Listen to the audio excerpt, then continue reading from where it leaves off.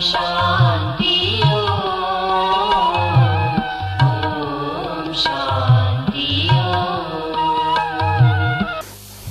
ओम शांति। ओम शांति। ओम शांति।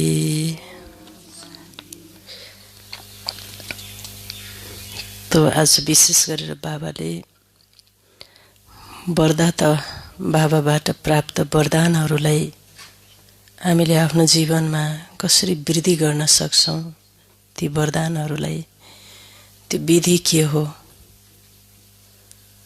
हैन, त्यस जति हामीले आफूभित्र शिव बाबाको वरदानलाई सञ्चित गर्न सक्छौं, त्यति नै हामीले 5 विकारलाई, दुःख अशान्तिलाई संग्राम गर्न सक्छौं। वरदान भगवान शिव बाबाले हामीलाई हाम्रो जन्म हुने बित्तिकै नै वरदान दिनुभएको छ, तर त्यो वरदानलाई हामीले कति आफ्नो काममा, जीवनमा प्रयोग गरेका छौं। जति हामीले त्यसलाई प्रयोग गर्दछौं, वरदानलाई अनुभव गर्दछौं, त्यो वरदानको त्यति नै वृद्धि हुन्छ, फलीभूत हुन्छ। र समयमा वरदानलाई प्रयोग गर्ने विधि, जस्तै कसैको बच्चा जन्मियो भने गुरुबाट, मातापिताबाट उसलाई आशीर्वाद, वरदान मिल्छ। लौकिक संसारको आज बाबाले उदाहरण दिनुभएको छ। लौकिकमा के वरदान मिल्छन्? एउटा त आयुष्मान भव, लामो आयु भव। दोस्रो धनवान भव। तेस्रो पुत्रवान भव। यस्तो वरदान लौकिकमा मिल्छ। अलौकिक बाबाले, शिव बाबाले, निराकार बाबाले हामीलाई यी वरदान कसरी दिनुहुन्छ? आयुष्मान भव भनेपछि यहाँ पनि त्यही वरदान हो, तर धनवान भव, सबभन्दा पहिला त लौकिकमा धन सम्पत्ति भनेको पैसा, सुन चाँदी, घर घडेरी, जर जेवर सम्पत्तिलाई मान्दछन्। तर शिव बाबाले यहाँ जहिले पनि जीवनको प्रत्येक पलमा ज्ञान धन सम्पत्तिले सम्पन्न भव, ज्ञान धन, शक्तिको धन, गुणको धन रूपी सम्पत्तिवान भव, यस्तो सम्पत्ति भन्नुहुन्छ निराकार बाबाले। र आयुष्मान भव भनेको जबबाट हामी बाबाको बच्चा बन्यौं, पुरुषोत्तम सङ्गम युगमा प्रवेश गर्यौं, जति यो भगवानको कार्य चल्दछ, यो समयभरि बाबाको हात नछोडिकन पुरै आयुमा जिउनु, उता पनि पुरा आयुमा जिउनु, 100 वर्ष जिउनु, 80-90 वर्ष जिउनु भनेर आयुष्मान भवको वरदान मिल्छ। यहाँ पनि त्यही वरदान हो। त्यो वरदान निराकार बाबाले, बाबाको हात नछोड्नु, सदा बाबाको बनेर बस्नु, लामो आयु, जबसम्म पुरुषोत्तम सङ्गम युग छ, प्रत्येक पलमा जिउनु। जिउनुको साथमा फेरि निरोगी भव पनि वरदान मिल्छ।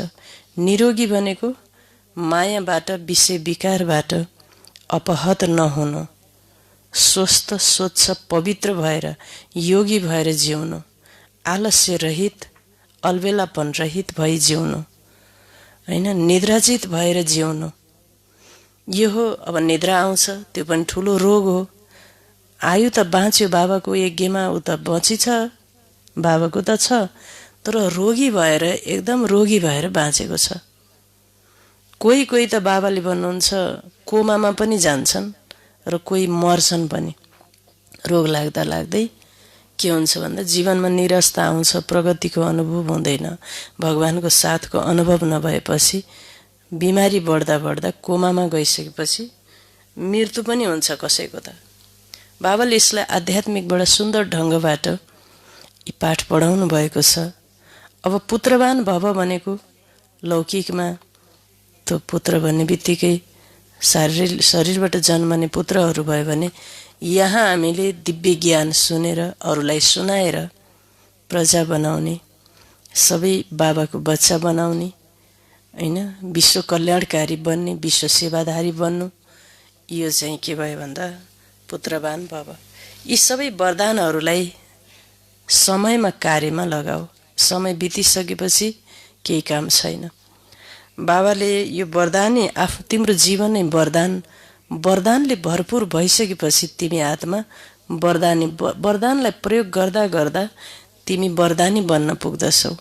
वरदानी स्टेज हुन्छ र जब तिमी सम्पूर्ण योगी बन्दछौ, तिम्रो दिनचर्या सेटिङ हुन्छ, कर्मयोगी बन्दछौ, सर्वगुणमा सम्पन्न बन्दछौ र जीवात्माको लागि तिम्रो एक एक क्रियाकलाप, एक एक वचन, एक एक बोली व्यवहार सबै वरदान साबित हुन्छ हरेक मानिसको लागि।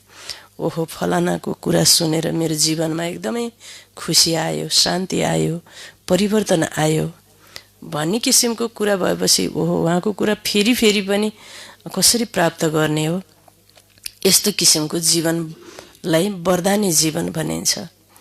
र प्रेरणा दिनु, आफ्नो गुणबाट, कर्मबाट, साधनाबाट अरू मानिसलाई प्रेरणा दिनु, यो चाहिँ प्रेरणा दिनको लागि ठुलो मान्छे ठुलो पोस्टमा हुनुपर्छ, एकदम ठुलो इन्चार्ज हुनुपर्छ भन्ने छैन। यो हर कोही व्यक्तिले यस्तो प्रेरणा सानो मान्छेले पनि दिन सक्छ। सानो मान्छेले, सानोको उसको केही पोस्टै छैन हैन, घर गृहस्थमा हुनुहुन्छ, तर उसले भयङ्कर ठुलो प्रेरणा दिन सक्छ।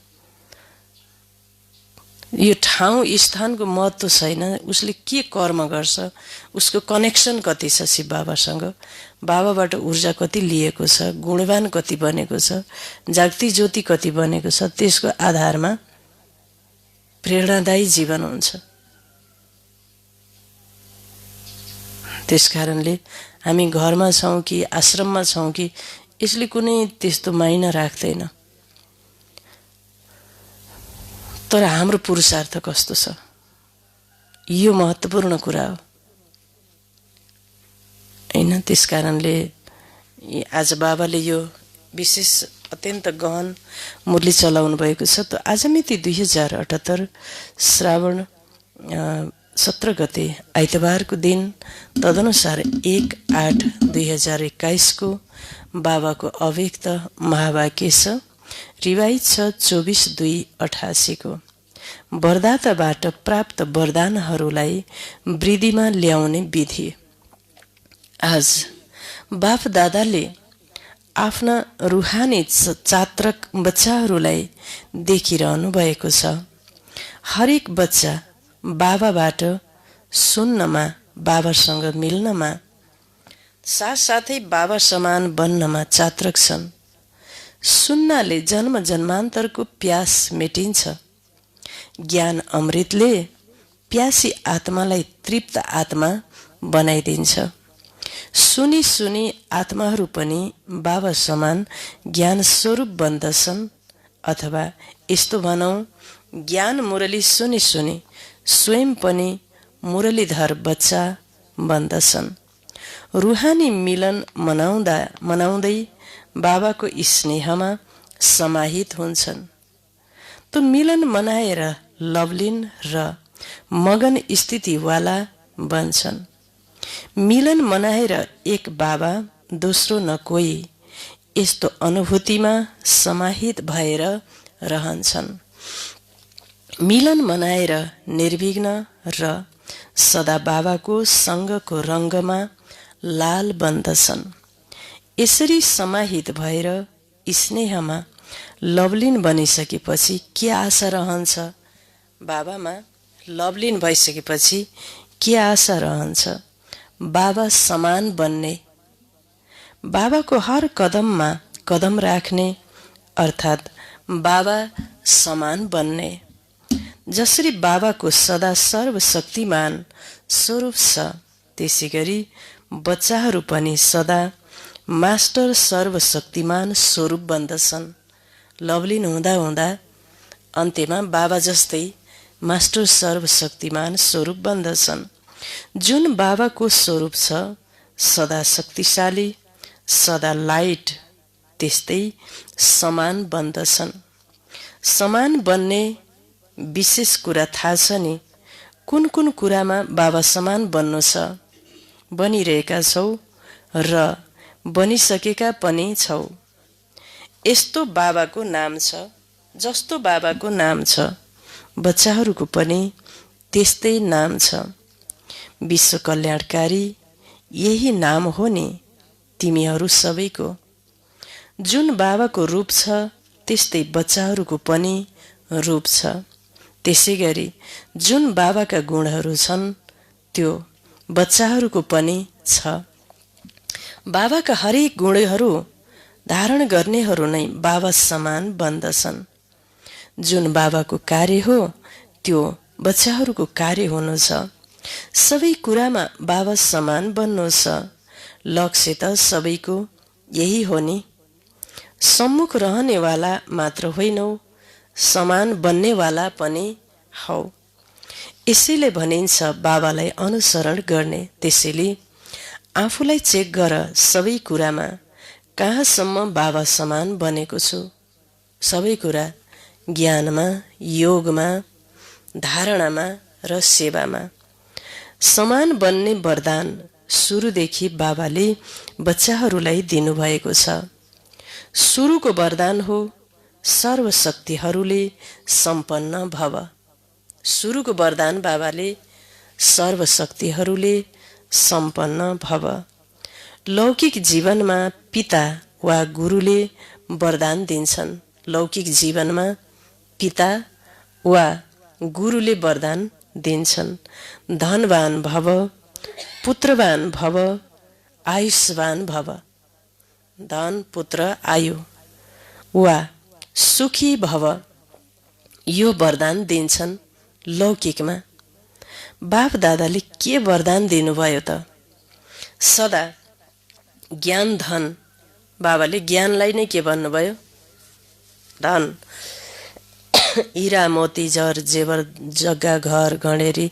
लौकिकमा त यही भयो भने मेरो छोराछोरी सन्तानलाई सुखी हुन्छ, आनन्द हुन्छ, ढुक्क हुन्छ भनेर यस्तो वरदान दिनुहुन्छ आमा बुवाले, विशेष गरेर गुरु र पिताले। तर आज हामी संसारभरि देख्छौँ धन सम्पत्ति जर जेवर सबै हुँदा पनि सुख छैन, आनन्द छैन। र त्यो लौकिक पिताले दिनुभएको र लौकिक गुरुले दिनुभएको वरदानमा जीवनमा पूर्णता प्राप्ति भएन। त्यसैले आज एकदम गाह्रो छ। र त्यो भएर बाबाले त्यो धन हो, त्यो धन सबैभन्दा महान धन हो। त्यो धनलाई बाबाले ज्ञान रूपी धन। कसले फेरि ज्ञान त संसारमा लाखौँ ज्ञान छन्, लाखौँ ज्ञान दिनेवाला पण्डित गुरु छन्। तर परमात्माले दिएको सत्य ज्ञान, मुरलीको ज्ञान, बाबाले दिनुभएको ज्ञान रूपी धन, त्यो धनले सम्पन्न भव, धनवान भव। सदा ज्ञान धन शक्तिहरूको धनबाट सम्पन्न भव। शक्ति, शक्ति आफ्नो मनलाई कन्ट्रोल गर्ने शक्ति, आफ्नो मनलाई नियन्त्रण गर्ने शक्ति, आफ्ना इन्द्रियहरूलाई नियन्त्रण गर्ने शक्ति, हैन? परमात्माबाट ज्ञान गुण आफूमा भर्ने शक्ति, योगको शक्ति, साइलेन्सको शक्ति, मौनको शक्ति, यो सब शक्ति, अन्तर्मुखताको शक्ति, सहन शक्ति, निर्णय गर्ने शक्ति, सामना गर्ने शक्ति, संकीर्ण गर्ने शक्ति, त फेरि परख्नेको चिन्ने शक्ति, फेस गर्ने शक्ति, यी सब शक्तिहरूलाई, सहयोग शक्ति, यी सारा शक्तिहरूबाट सम्पन्न भव, हैन? सहन शक्ति। त बाबाले भन्नुहुन्छ यी शक्ति रूपी सम्पत्ति, हैन? यी शक्तिपीठ भनेर भनिन्छ, शक्तिपीठ।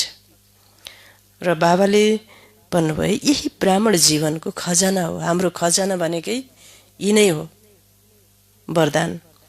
तो जहिलेदेखि ब्राह्मण जन्म लियो त्यति बेलादेखि सङ्गम युगको स्थापनाको कार्यमा अन्त्यसम्म जिउनु अर्थात् आयुष्मान भव। बाबाको बच्चा बनेपछि पुरा आयु जिउनु, यसलाई भनिन्छ आयुष्मान भव। बीचमा यदि ब्राह्मण जीवनबाट निस्किएर पुरानो संस्कार वा पुरानो संसारमा गयो भने यस्तालाई भनिन्छ जन्म लिएको तर छोटो आयु भएका, किनकि ब्राह्मण जीवनबाट मर्छन्। बाबाको बनिसकेपछि बाबाको हातबाट निस्कनु हुँदैन। यदि निस्किएर फेरि पुरानो संसारमा गए भने जन्मन त जन्मे, तर सानो आयु भएर सानै आयुमा मृत्यु भएको भनिन्छ। कोही कोही यस्ता पनि हुन्छन् जो कोमामा जान्छन्, होइन? कोमा भनेको अब अहिले भेन्टिलेटर भन्छ, होइन? हो, त्यो कोमामा जान्छन्, भएर पनि नभए बराबर हुन्छन्।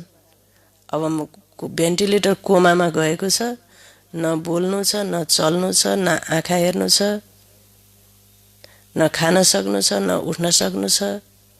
पाइपबाट त्यो लगाएको छ, विचेत अचेत अवस्था। कोही बाबाका बच्चाहरू पनि कोमामा गए जस्तै छन्, हुन् त बाबाका, तर बाबाको भन्ने एउटा केही पनि के छैन। हजुर, चाल चलन रूप गुण केही पनि छैन। अब हो भन्ने कि होइन भन्ने, न बाबाको बोली निस्कन्छ, न बाबाको चरित्र निस्कन्छ, न बाबाको ज्ञान निस्कन्छ, न बाबाको गुण निस्कन्छ। यस्ता पनि बाबाका धेरै बच्चाहरू कोमामा छन् अहिले, होइन? त फेरि अब यस्ता बच्चा भएर पनि नभए बराबर हुन्छन् र कहिलेकाहीँ जाग्छन् पनि, तर त्यो जागेको पनि मरे समान नै हुन्छ। त्यसैले आयुष्मान भव अर्थात् सुरुदेखि अन्त्यसम्म ब्राह्मण जीवन अर्थात् श्रेष्ठ जीवन, होइन? एकदम दिव्य जीवन, श्रेष्ठ जीवन, दिव्य जीवन बनाउने एकदम परम लक्ष्य। त्यही पनि आजकै दिनमा बनाउँछु मैले आफ्नो श्रेष्ठ जीवन, किनकि हर घडी अन्तिम घडी हो। त्यसैले बाबाले भन्नुहुन्छ महान जीवन, विचारलाई पवित्र बनाउने, सम्बन्ध सम्पर्कलाई पवित्र बनाउने, दिव्य जीवनका सर्व प्राप्तिहरूमा जिउनु, लामो आयुको साथसाथै निरोगी भव, यो पनि वरदान आवश्यक छ। यदि आयु लामो छ तर मायाको व्याधिले बारम्बार कमजोर बनाइदिन्छ भने त्यो जिउनु पनि जिउनु हुँदैन। बाबाको बच्चा त बनेको छ, अगाडि बढेको छ, तर विषय विकारमा पनि घिरिराखेको छ भने त्यो जिउनु पनि जिउनु होइन भन्नुभयो बाबाले। माया जित, विकार जित, जगत जित। बाबाले भन्नुहुन्छ यो हुनुपर्छ।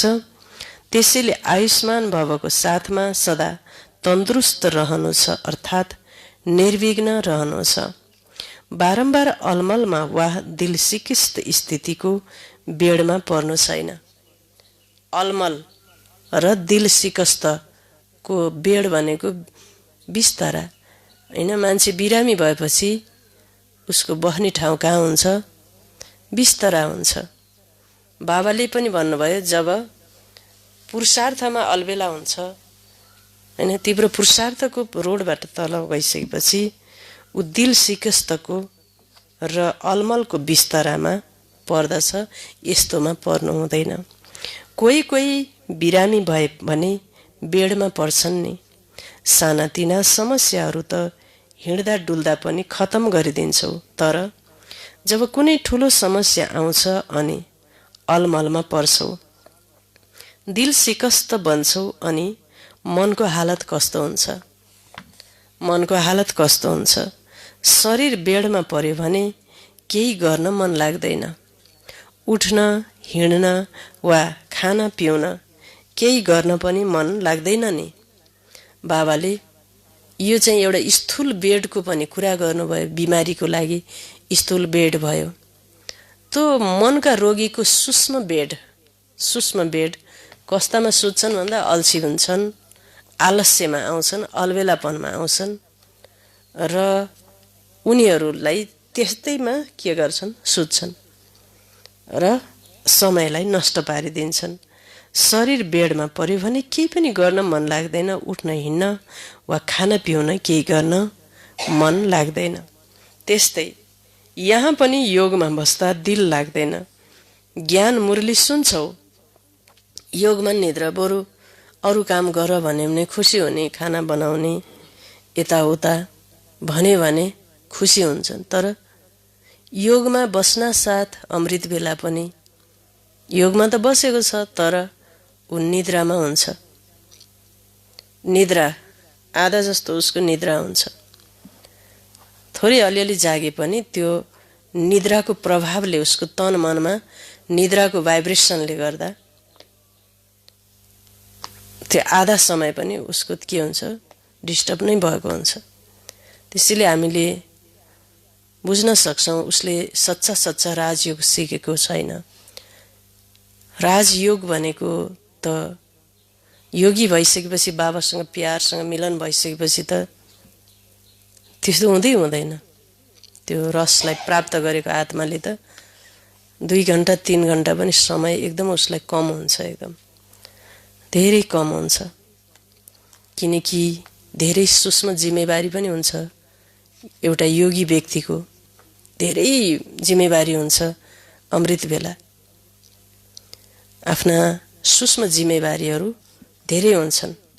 ती जिम्मेवारीहरूलाई योगको बेलामा नै तिनलाई वहन गर्नुपर्ने हुन्छ। र ऊ यदि निद्रामा गयो भने त उसले ती सूक्ष्म जिम्मेवारीहरूलाई पूर्ण गर्न सक्दैन र जीवनमा सफलता हासिल गर्न सक्दैन।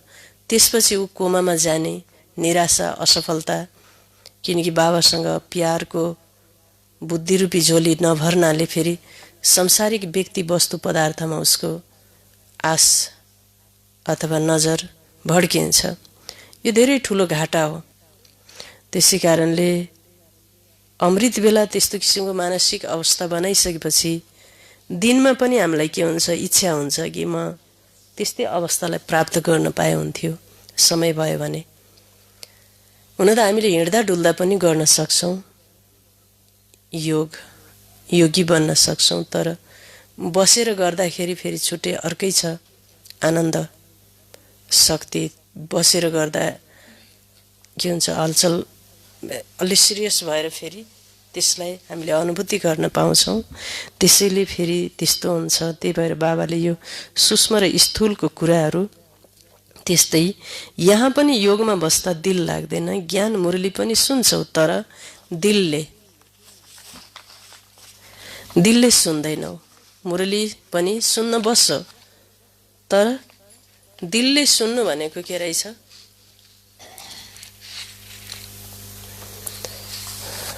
दिलले सुन्नु भनेको के हो?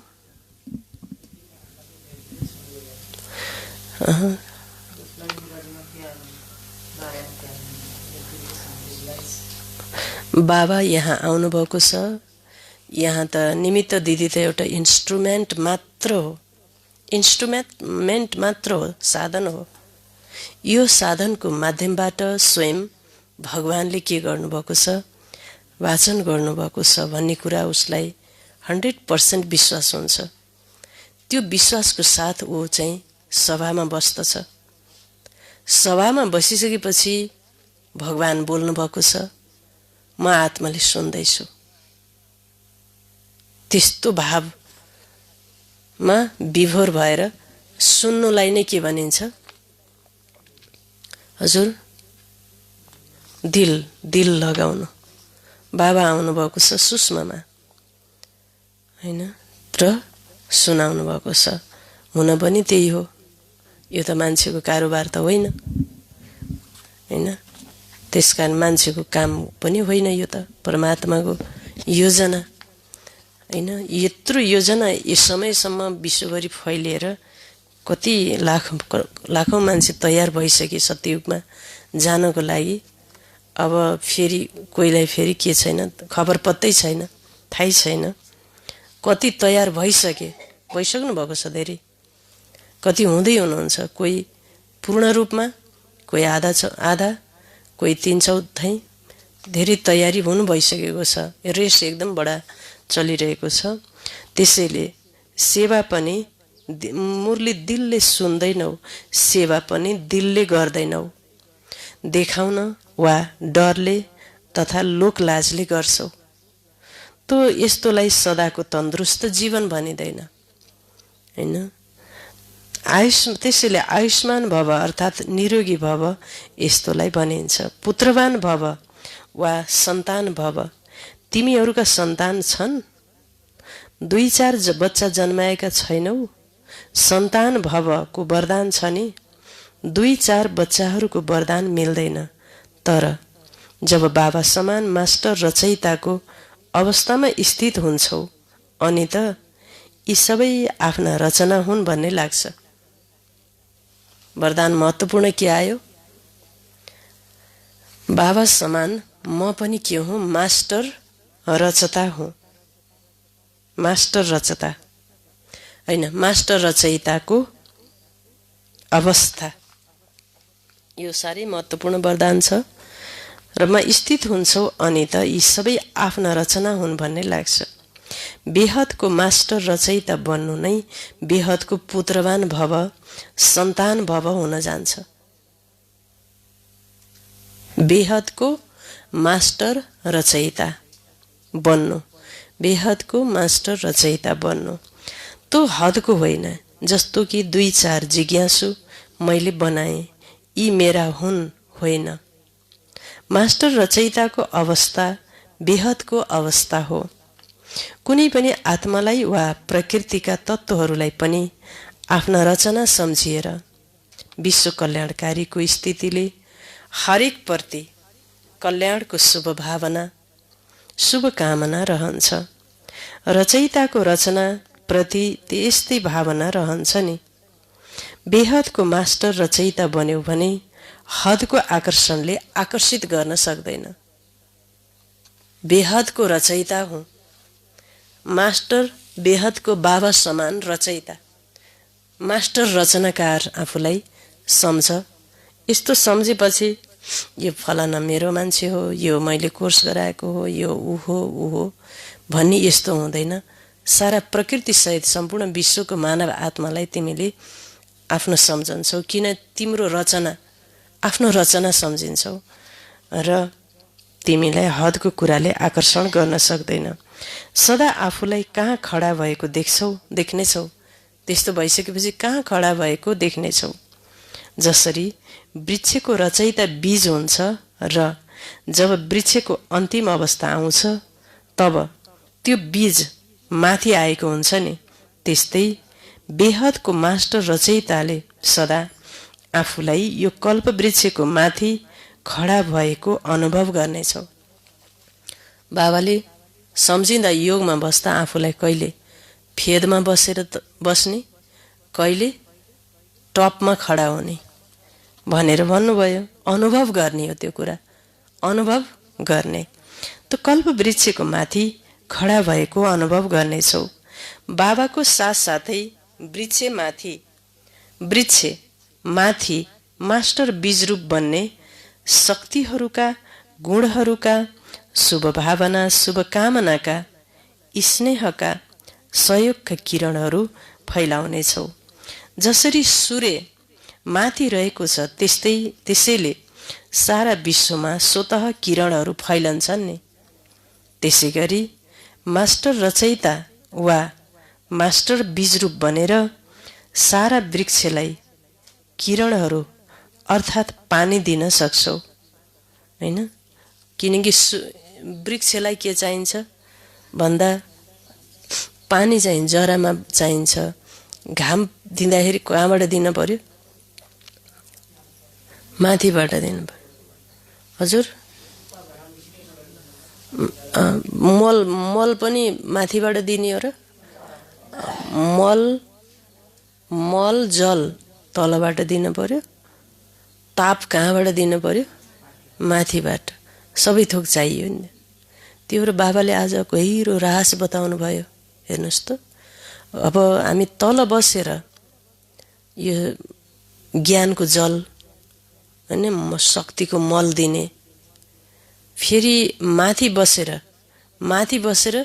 के गर्नु पर्यो? त्यसलाई फेरि किरा लाग्छन्। अब त्यो खानालाई पकाउनु पर्यो बिरुवालाई, त्यो फेरि राम्रो हुनु पर्यो। माथि बसेर प्रकाश, लाइट र हिट दिने, ताप चाहियो त्यसलाई हैन। बिरुवालाई ताप पनि चाहियो, लाइट पनि चाहियो। सूर्यमा धेरै किरणमा धेरै तत्त्वहरू हुन्छ, त्यो तत्त्व पनि त्यो बिरुवालाई चाहियो। धेरै तत्त्वहरू हुन्छ हैन। अब अक्सिजन पनि कहाँबाट मिल्छ फेरि उसलाई? वृक्ष माथिबाटै मिल्छ फेरि धेरै कुरा हैन। त्यस कारणले यो संसार रूपी कल्प वृक्षको कहिले माथि बसेर कहिले तल बसेर यो चाहिँ तिमीले अनुभव गर्नुपर्छ। यो पनि योगको सब्जेक्टमा आयो गहन कुरा बाबाले बताउन्। त्यसै गरी मास्टर रचयिता वा मास्टर बीजरूप बनेर सारा वृक्षलाई किरणहरू तथा पानी दिन सक्छौ। अब कति सन्तान भए त? त्यस्तो गरेपछि त्यस्तो गर्ने आत्माको सन्तान कति भए?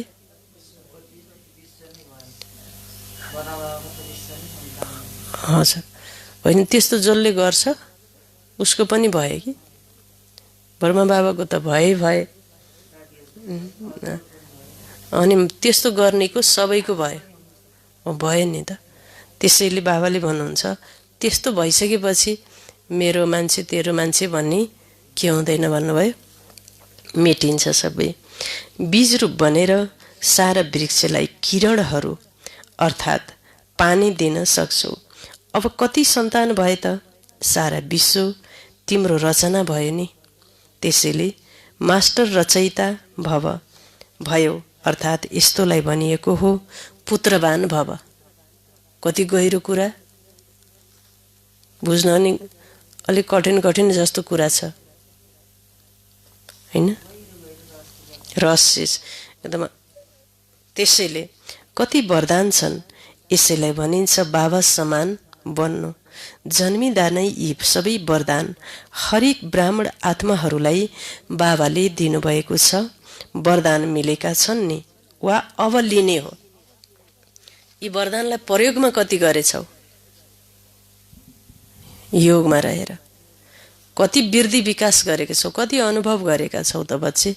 कि अब बल्ल लिँदै छौ? भन्नुभयो। जब कसैलाई कुनै पनि वरदान मिल्छ भने वरदानको साथमा वरदानलाई कार्यमा लगाउने विधि पनि सुनाइएको हुन्छ। यदि त्यो विधि अपनाएनौ भने वरदानको लाभ लिन सक्दैनौ। वरदान त सबैलाई मिलेका छन्, तर हरेक वरदानलाई विधिले मात्र वृद्धि प्राप्त गराउन सक्छौ। वरदानलाई विधिले वृद्धि प्राप्त गराउन सक्छौ। वृद्धि कसरी प्राप्त गर्न सकिन्छ? त्यसको सबैभन्दा सजिलो र सबैभन्दा श्रेष्ठ विधि यही हो।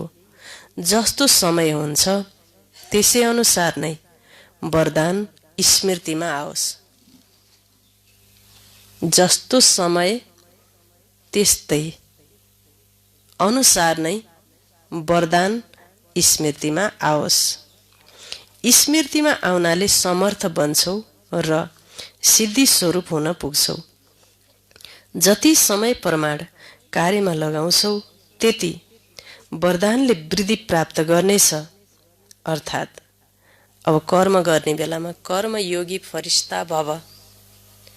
केही कर्म गर्दा कुन स्मृति आउनु पर्यो? वरदान बच्चे कर्मयोगी फरिस्ता भव। त्यो वरदानलाई स्मृतिमा राखेर कर्म गर्नु हैन? किसिमको अब केही विघ्न बाधा आयो भने म मास्टर सर्वशक्तिमान आत्मा हैन, म मास्टर सर्वशक्तिमान विघ्नजित आत्मा हुँ। त्यो समयमा के सोच्न पर्यो? म मास्टर सर्वशक्तिमान विघ्नजित आत्मा हुँ। विघ्न आएको बेलामा त्यो समयमा त्यही वरदान कार्यमा लगायो भने वृद्धि, वरदान के हुन्छ? वृद्धि हुन्छ। बाबाले आज यो वरदान कस्तो परिस्थिति छ त्यही अनुसार अब के छ, घटना घट्यो, परिस्थिति एकदम आयो, घटना पनि घट्यो, त्यति बेला कुन वरदानलाई प्रयोग गर्ने? फेरि ड्रामाको नथिङ न्यू को स्मृतिलाई होइन, नथिङ न्यू भव अथवा नयाँ केही कुरा पनि होइन। यो चाहिँ पटक पटक दोहोरिएको हो हैन? यो एक ड्रामा हो भन्ने जो वरदान छ, ड्रामाको वरदान, त्यो त्यति बेला स्मृतिमा ल्याउने। जति तिमीले वरदानलाई स्मृतिमा ल्याउँछौ, बाबाका जति पनि सोमानहरू छन् ती सोमान पनि वरदान नै हुन् हैन? ती सोमान पनि वरदान हुन्। तिनलाई पनि स्मृतिमा ल्याउनु। जति तिमीले ल्याउने मेहनत गर्न चाहँदैनन्, कुन भाषा बोल्छन् भन्छन्, केवल हामीलाई वरदान दिनुहोस्, शिरमा हात राखिदिनुहोस्। तिमी ब्राह्मण बच्चाहरू माथि सदा वरदाता बाबाको हात छ। श्रेष्ठ मत नै हात हो। बाबाको श्रीमत नै वास्तवमा के हो त? बाबाको हात हो भने स्थूल हात त 24 घण्टा राख्दैनन् नि। यो बाबाको श्रेष्ठ मतको वरदान रूपी हात सदा बच्चाहरूमाथि छ। अमृत बेलादेखि लिएर राति सुत्ने बेलासम्म हरेक श्वासको लागि, हर सङ्कल्पको लागि, हरेक कर्मको लागि श्रेष्ठ मतको हात छँदैछ।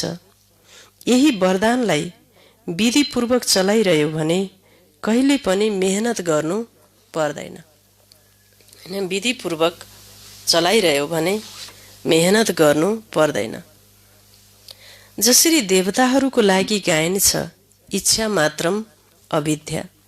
यो फरिस्ता जीवनको विशेषता। दैवी जीवनमा त इच्छाको कुरा नै हुँदैन। ब्राह्मण जीवन सो फरिस्ता जीवन बन्छ, अर्थात् कर्मातीत स्थिति मिल्छ। कुनै पनि शुद्ध कर्म वा व्यर्थ कर्म वा विकर्म वा पछिल्ला कर्म, कुनै पनि शुद्ध कर्म, व्यर्थ कर्म, विकर्म वा पछिल्ला कर्म, कुनै पनि कर्मको बन्धनमा बाँधिएर गर्नुलाई कर्मातीत अवस्था भनिँदैन। एउटा हुन्छ कर्मको बन्धन, अर्को हुन्छ बन्धन। जसरी यो गायन छ हदको इच्छाबाट अविद्या, त्यसै गरी फरिस्ता जीवन वा ब्राह्मण जीवन अर्थात् मुस्किल शब्दको अविद्या, बोझबाट अविद्या थाहा नै हुँदैन। त्यो कस्तो हुन्छ भन्दा त्यसैले वरदानी आत्मा अर्थात् मुस्किल जीवनको अविद्याको अनुभव गर्नेहरू, यस्तालाई भनिन्छ वरदानी आत्मा। त्यसैले बाबा समान बन्नु अर्थात् सदा वरदाताबाट प्राप्त भएका वरदानहरूद्वारा पालिनु, सदा निश्चित भवक विजयको अनुभव गर्नु। कति बच्चाहरूले पुरुषार्थ त राम्रो गर्छन्, तर पुरुषार्थलाई बोझ अनुभव गरियो भने त्यो यथार्थ पुरुषार्थ हुँदैन। अटेन्सन राख्नु यो ब्राह्मण जीवनको विधि हो, तर अटेन्सन टेन्सनमा परिवर्तन हुन्छ। स्वाभाविक अटेन्सन रहँदैन भने यस्तोलाई पनि यथार्थ अटेन्सन भनिँदैन। जसरी जीवनमा स्थूल ज्ञान हुन्छ, यो चिज राम्रो छ, यो कुरा गर्नुहुन्छ, यो कुरा गर्नु हुँदैन। त्यसैले नलेजको आधारले जो नलेजफुल हुन्छन् तिनीहरूको निशानी हुन्छ, अर्थात् तिनीहरूलाई स्वाभाविक अटेन्सन रहन्छ। यो खान पुग्छ, खान हुन्छ, यो खान हुँदैन, यो गर्नुहुन्छ, यो गर्नु हुँदैन भन्ने हर कदममा टेन्सन रहँदैन। यो गरौँ वा नगरौँ, यो खाऊँ वा नखाऊँ, यसरी चलू वा नचलू। स्वाभाविक ज्ञानको शक्तिद्वारा अटेन्सन रहेको हुन्छ, हैन, अटेन्सन रहेको हुन्छ। त्यसै गरी यथार्थ पुरुषार्थीको हर कदममा, हरेक कर्ममा स्वाभाविक अटेन्सन हुन्छ, किनकि ज्ञानको लाइट माइटले स्वतः यथार्थ रूपले यथार्थ रीतिले चलाएको हुन्छ। त्यसैले पुरुषार्थ गर, अटेन्सन अवश्य पनि राख, तर टेन्सनको रूपमा होइन। जब टेन्सनमा आउँछौ तब चाहन्छौ धेरै काम गर्न वा बन्न चाहन्छौ नम्बर 1, तर टेन्सनले जति चाहन्छौ त्यति गर्नै दिँदैन। जे बन्न चाहन्छौ त्यो बन्न दिँदैन र टेन्सनले टेन्सन पैदा गर्छ, किनकि जे चाहन्छौ त्यो हुँदैन अनि टेन्सन बढ्छ। बाबाले भन्नुहुन्छ यो टेन्सन पनि टेन्सनले टेन्सनको जन्म दिन्छ, हैन। त्यही भएर अटेन्सन राख्यो भने टेन्सन हुँदैन। बाबाले अटेन्सन के कुरामा राख्ने? पुरुषार्थ त सबैले गर्छौ, तर कसैले पुरुषार्थ बढी गर्छन् त कोही फेरि अल्छी हुन्छन्। कोही के हुन्छन् भन्नुभयो? एकदम अल्छी हुन्छन्। जे हुनु छ त्यही हुन्छ, हेरौँला कसले देखेको छ र कसले सुन्छ, यस्तो पनि भन्छन् हैन। र न त्यो राम्रो न यो राम्रो। त्यसैले ब्यालेन्सले बाबाको ब्लेसिङ र वरदानको अनुभव गर्नु छ। ब्यालेन्स। सदा बाबाको हात म माथि छ, यो अनुभवलाई सदा स्मृतिमा राख। जसरी भक्त आत्माहरूले स्थूल चित्रलाई सामुन्ने राख्छन् र सम्झिन्छन् शिरमाथि वरदानको हात छ हैन, शिरमाथि वरदानको हात छ। त्यसै गरी तिमीहरूले पनि हिँड्दा डुल्दा बुद्धिमा यो अनुभवको चित्र सदा स्मृतिमा राख्नु। बुझ्यौ? धेरै पुरुषार्थ गर्यौ, अब वरदानले पालिँदै र उड्दै जाऊ। वरदानले पाल्दै र उड्दै जाऊ। बाबा ज्ञानदाता विधाता भएको अनुभव गर्यौ, अब वरदाता भएको पनि अनुभव गर। ज्ञानदाता विधाता भएको अनुभव त गर्यौ, अब वरदाता भएको अनुभव पनि गर। अच्छा, सदा हर कदममा बाबालाई अनुसरण गर्ने, सदा आफूलाई वरदाता बाबाको वरदानी श्रेष्ठ आत्मा अनुभव गर्ने, सदा हर कदमलाई सहजै पार गर्ने, सदा सर्व वरदानलाई समयमा कार्यमा लगाउने, यस्ता बाबा समान बन्ने श्रेष्ठ आत्माहरूलाई बापदादाको वरदाताको रूपमा याद, प्यार एवं नमस्ते। हामी रुहानी बच्चाहरूको रुहानी बाबालाई याद, प्यार, गुड मर्निङ, नमस्ते बाबा, नमस्ते। मुख्य महारथी भाइहरूसँग भेटघाट। जन्मेदेखि कति वरदान मिलेका छन्। हरेकलाई आफ्नो आफ्नो वरदान मिलेका छन्। जन्म नै वरदानबाट भएको छ, नत्र आज यति अगाडि बढ्न सक्ने थिएनौ। वरदानले जन्म भएको हो, त्यसैले अगाडि बढिरहेका छौ। पाण्डवहरूको महिमा कम कहाँ छ र? हरेकको विशेषतालाई वर्णन गर्यो भने कति हुन्छ। यो जुन भागवत बनेको छ त्यो बन्छ। बाबाको नजरमा हरेकका विशेषता छन्। अरू कोही देखेर पनि देख्नुहुन्न, जानेर पनि जान्नुहुन्न। त्यसैले विशेषताले सदा अगाडि बढाइरहेको छ र बढाइरहनेछ।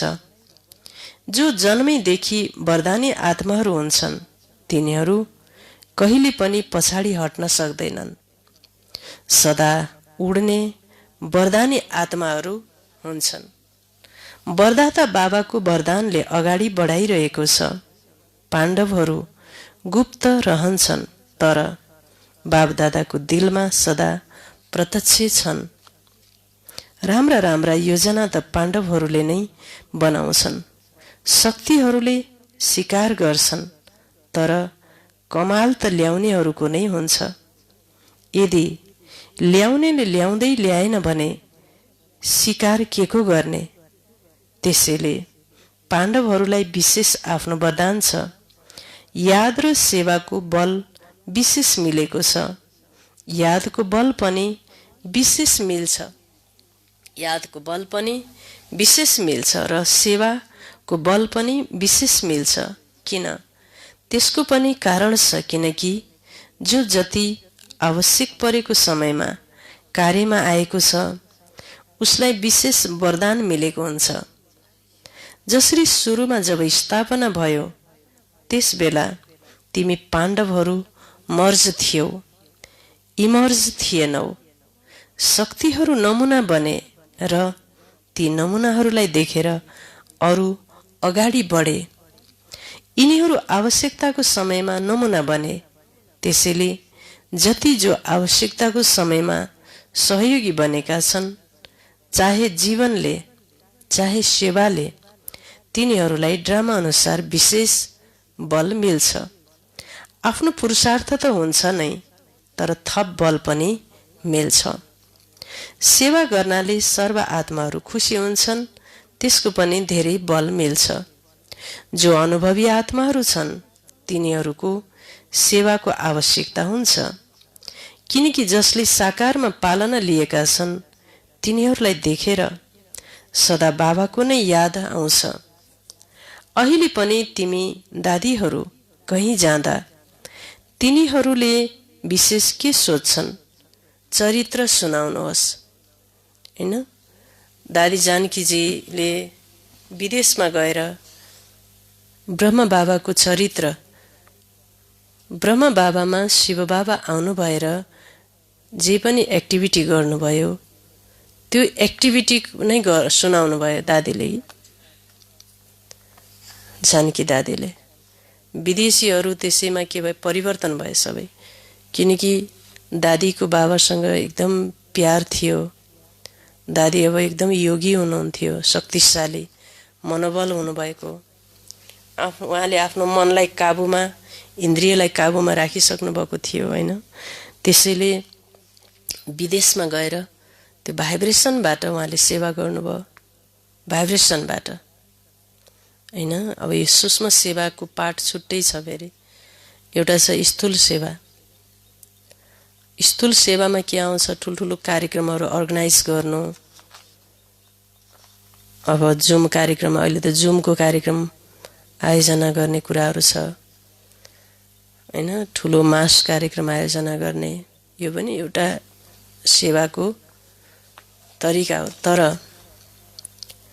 यो भनेको एउटा बाहिर देखाउने कुरा मात्रै हो। जबसम्म व्यक्ति योगी बन्दैन, आफ्नो दिनचर्यालाई पूर्ण रूपमा अगाडि ल्याएको हुँदैन र आफू निद्राजित बनिसकेको हुँदैन, योगमा पारङ्गत भएको हुँदैन, सानो सानो कुरालाई उसले, सानो सानो कुरामा फेल छ, ठुलो ठुला कुरा गरिरहेको छ, उसले जीवनमा के हुन्छ फेरि पछि गएर फ्रस्ट्रेसन हुन्छ।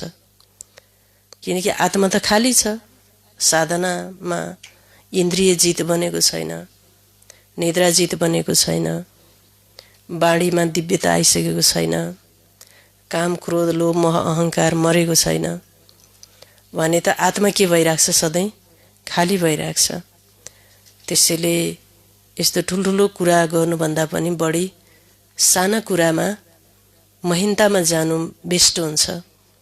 महिनतामा गएपछि त व्यक्तिबाट स्वतः नै मान्छे खोतल्दै आउँछन् कि तपाईँले यस्तो कसरी गर्नुभयो, कि म त्यसरी हाइलाइट हुँ भनेर त्यस्तो कार्यक्रम गर्नु पनि पर्दैन, कि व्यक्ति आफै त्यहाँबाट के भएको हुन्छ, हाइलाइट भएको हुन्छ र व्यक्तिले उहाँबाट नै मैले सुख प्राप्त गर्छु, मेरा समस्या समाधान यत्तिकै हुन्छन् भनेर के हुन्छ, अटोमेटिकली त्यो प्रभाव, त्यो औरा भनिन्छ, संसारभरि फैलिन्छ। यस्तो किसिमको दुई प्रकारको कार्यक्रम छ हाम्रो ईश्वरीय विश्वविद्यालयमा। तर अहिले वर्तमान समय ब्राह्मणहरूको ध्यान केमा छ बढी, पहिलो कार्यक्रममा प्रायोरिटी बढी छ, हामी सबैको पनि हैन। त्यस आफ्नो जीवनलाई पूर्ण नबनाइकन अरूलाई बनाउन थाल्नु, यो पनि एकदम ठुलो पाप कर्म नै हो। त्यसकारणले आफ्नो जीवनलाई, आफ्नो दिनचर्यालाई, बाबाले दिएको ज्ञानलाई पूर्ण रूपमा पालना गरेर आफू चाहिँ बाबा समान भएर बल्ल हामी अगाडि बढ्नुपर्छ हैन। बल्ल के हुन्छ, सेवा गर्दा पनि हाम्रो सञ्चित खातामा जम्मा हुन्छ। र त्यसकारणले बाबा भन्नुहुन्छ चरित्र सुनाउनुहोस् भनेर विदेशीहरूले भने, किनकि दादीले यो वरदान पहिले पाइसक्नु भएको थियो बाबाबाट हैन। त्यसैले कुनै बाबाको कुरा सुनाउनुहोस् भन्छन् नि, साना साना कुराहरू सुनाउनु भएको थियो हैन। दादीले, बाबाले टोली यसरी बनाउनुहुन्थ्यो, टोली यसरी बाँड्नुहुन्थ्यो, यस्तो भन्नुहुन्थ्यो, यस्तो गर्नुहुन्थ्यो हैन, ढुङ्गा बोक्नुहुन्थ्यो, पानी ल्याउनुहुन्थ्यो, यस्तो बनाउनुहुन्थ्यो, यसरी यी सब कुराहरू, साना साना कुराहरू सुनाउनुहुन्थ्यो। चरित्र सुनाउनुहोस्, कुनै बाबाको कुरा सुनाउनुहोस् भन्छन् नि, यही विशेषता छ नि। त्यसैले सेवाको विशेषताको वरदान मिलेको छ। चाहे मञ्चमा उभिएर भाषण नगर, तर यो सबैभन्दा ठुलो भाषण हुन्छ, हैन? भाषण नै भाषण हो भन्नुहुन्छ। चरित्र सुनाएर चरित्रवान बन्ने प्रेरणा दिनु यो सबैभन्दा ठुलो सेवा हो। त्यसैले सेवामा जानु नै छ र सेवाको निमित्त बन्नु नै छ। अच्छा, आजको वरदान छ हदको जिम्मेवारीलाई बेहदमा परिवर्तन गर्ने। हदको जिम्मेवारीलाई बेहदमा परिवर्तन गर्ने स्मृति स्वरूप नष्ट मोहाभव। हदको जिम्मेवारीलाई बेहदमा परिवर्तन गर्ने स्मृति स्वरूप नष्ट मोहाभव। विवरण: नष्ट मोहा बन्नको लागि केवल आफ्नो स्मृति स्वरूपलाई परिवर्तन गर। म गृहस्थी हुँ, मेरो घर मेरो सम्बन्ध छ भन्ने स्मृति रहेमा मोह आउँछ। अब यो हदको जिम्मेवारीलाई बेहदको जिम्मेवारीमा परिवर्तन गरिदेऊ। बेहदको जिम्मेवारी पूरा गर्यो भने हदको स्वतः पूरा हुन्छ। तर ओम शान्ति। अब यो हदको जिम्मेवारीलाई बेहदको जिम्मेवारीमा परिवर्तन गरिदेऊ। बेहदको जिम्मेवारी पूरा गर्यो भने हदको स्वतः पूरा हुन्छ। तर यो बेहदको जिम्मेवारीलाई भुलेर केवल हदको जिम्मेवारीलाई पूरा गर्यो भने त्यसलाई अझै बिगार्छौ, किनकि त्यो कर्तव्य मोहको कारणले मर्ज भएको हो। त्यसैले आफ्नो स्मृति स्वरूपलाई परिवर्तन गरेर नष्ट मोह बन। स्मृतिलाई केवल घरबारलाई छोड्ने होइन, के गर्ने हो? ड्रेस बदल्नुभन्दा, घरबार बदल्नुभन्दा स्मृतिलाई बदल भन्नुभयो। पहिला पुरानो स्मृतिलाई बदलेर नयाँ स्मृतिमा आऊ। बदल्नको लागि के गर्नु? स्मृतिमा पहिला त ज्ञानलाई राख्नु पर्यो, त्यो महत्त्वलाई बुझ्नु पर्यो।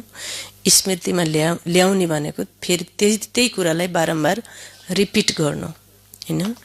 त्यसपछि समर्थी आउँछ। परिवर्तन गरेर नष्ट मोह बन। स्लोगन छ यस्तो तीव्र उडान भर जसबाट कुरा रूपी बादल सेकेन्डमा पार होस्। यस्तो तीव्र उडान भर जसबाट कुरा रूपी बादल सेकेन्डमा पार होस्। ओम शान्ति। त बाबाले आज के भन्नुभयो?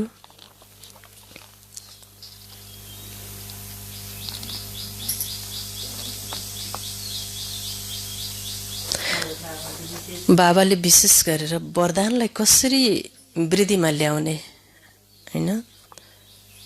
त्यो वरदान वृद्धि भइसकेपछि हर समय तिमी चाहिँ वरदानी बन्न सक्छौ। वरदानबाट पालिन सक्छौ। वरदानले उठ्न, वरदानले खान, तिम्रो जीवनै वरदानी बन्दछ। जीवन वरदान बन्दछ दोस्रोको लागि। हरेक कर्म वरदान बन्दछ। हरेक बोली, हरेक सङ्कल्प वरदान बन्दछ, हैन? बाबाले आज यसै वरदानलाई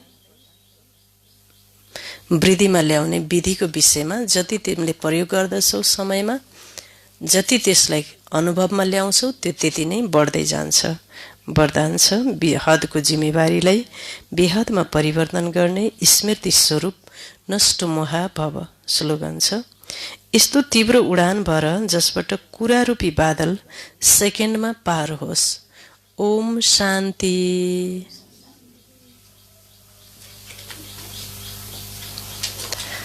त आज होमवर्क गर्ने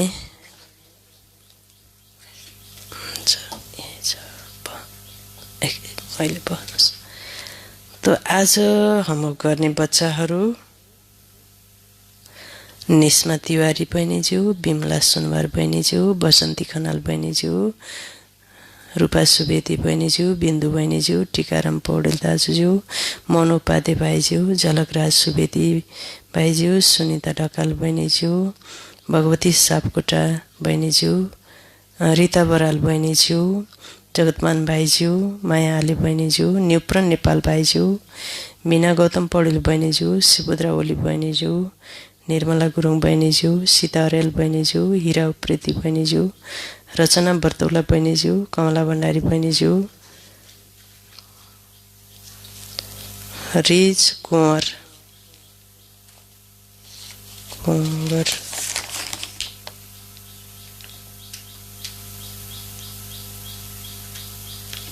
सबिना कुँवर बहिनीज्यू, कविता बुढाथोकी बहिनीज्यू, इन्दिरा कणेल बहिनीज्यू, धेरै धन्यवाद छ।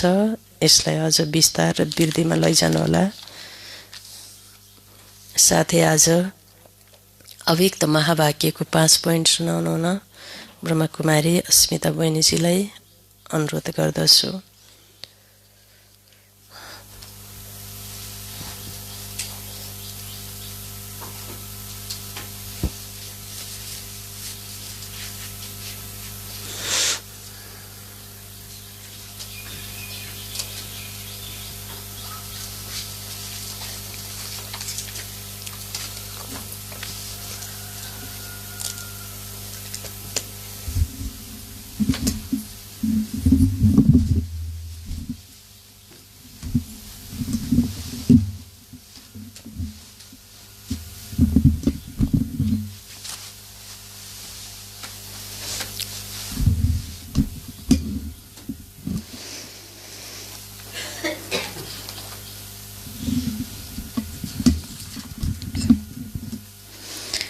ओम शान्ति। प्राण प्यारे अव्यक्त बाप दादा, आदरणीय दिदीजी र सम्पूर्ण बाबाका अति स्नेही, अति प्यारा बाबाका बच्चाहरूमा ओम शान्तिको अभिवादन व्यक्त गर्दछु।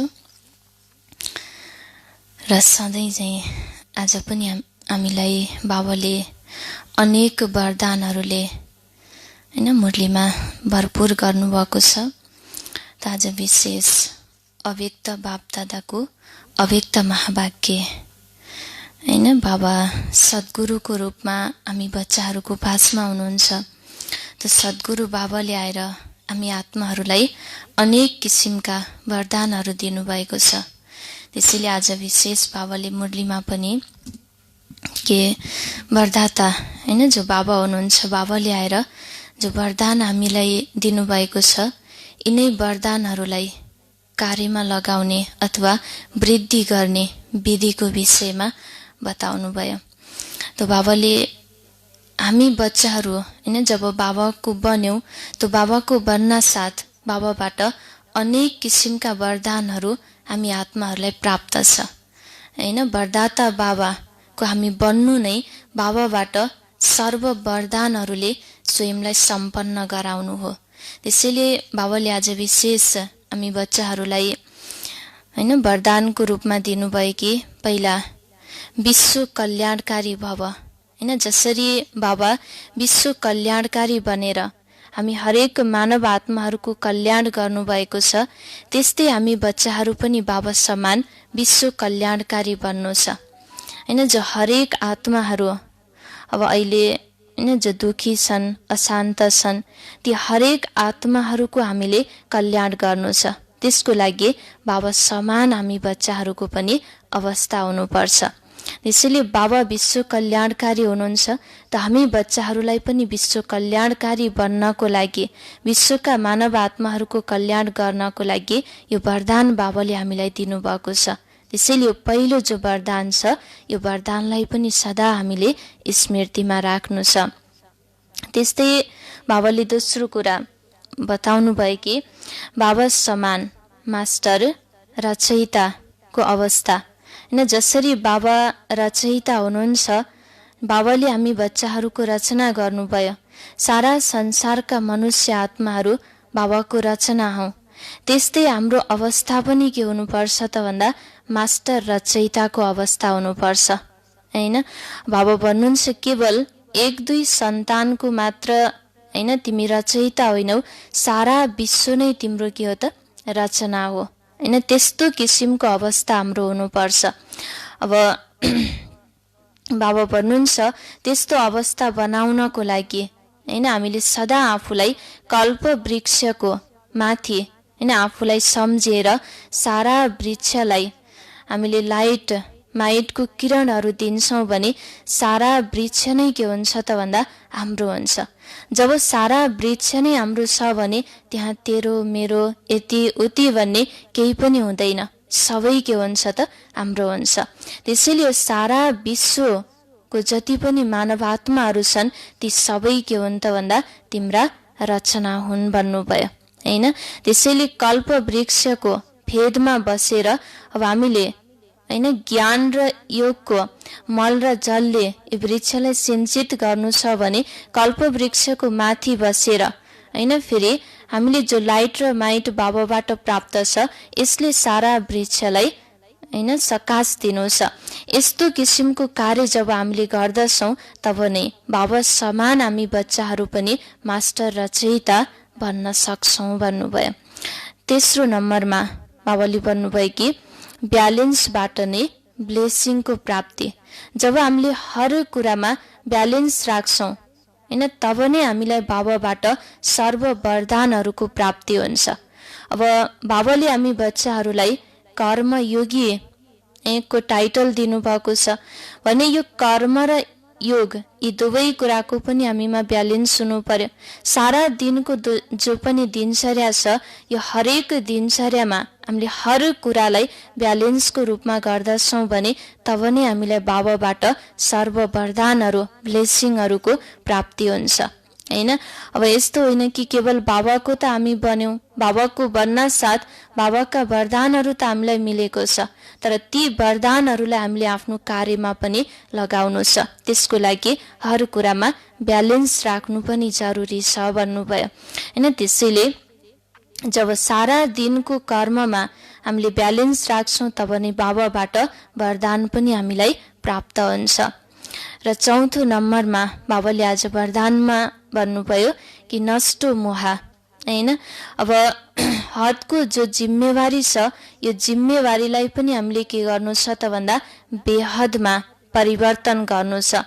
जब हदको जिम्मेवारीलाई बेहदमा परिवर्तन गर्दछौँ हैन र त्यही अनुसारको स्मृति हामीले ल्याउँदछौँ भने तब नै हाम्रो अवस्था नष्ट मोहको अवस्था हुन्छ हैन। कुनै पनि कुरामा न देहसँग मोह होस् न देहको सम्बन्धसँग कुनै चिजसँग पनि हाम्रो मोह नहोस् भन्नुभयो। यो मोह एक किसिमको के हो त भन्दा धागो हो जसले हामीलाई घरिघरि खिचिरहेको हुन्छ। त्यसैले बाबा भन्नुहुन्छ नष्ट मोह बन, नष्ट मोह स्मृति स्वरूप। यस्तो किसिमको अवस्था हाम्रो छ भने हामीले हदलाई पनि बेहदमा आफ्नो जो लौकिक छ यो लौकिकलाई पनि अलौकिकमा हामीले परिवर्तन गरेर हर कुराबाट सहज रूपमा हामी पार हुन सक्दछौँ। त्यसैले नष्ट मोह बन्नको लागि बाबाले हदको जिम्मेवारीलाई बेहदमा परिवर्तन गर्ने भन्नुभयो। त्यस्तै पाँचौं नम्बरमा बाबाले भन्नुभयो कि अनेक किसिमका हैन जो कुराहरू छन् यी कुराहरूलाई बाबाले आज बादल भन्नुभयो हैन। जो बादल माथि उड्छ फेरि के हुन्छ त बिस्तारै बिस्तारै त्यो खत्तम हुँदै जान्छ।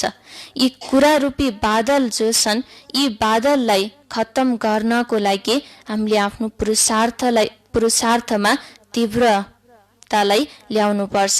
जब तीव्र पुरुषार्थी हामी बन्छौँ, तीव्रताको उडान स्वयंमा भर्दछौँ भने यी जो कुरा रूपी बादलहरू छन् यिनीहरूलाई पनि हामीले सहज रूपमा पार गर्न सक्दछौँ। त बाबाले आज हैन विशेष हामीलाई अनेक वरदानहरू अनेक शक्तिहरूले हैन सम्पन्न गराउनु भयो र आज विशेष बाबाको मुरलीबाट हैन यिनै पोइन्टहरूलाई निकालेर चिन्तन गर्यौं। ओम शान्ति।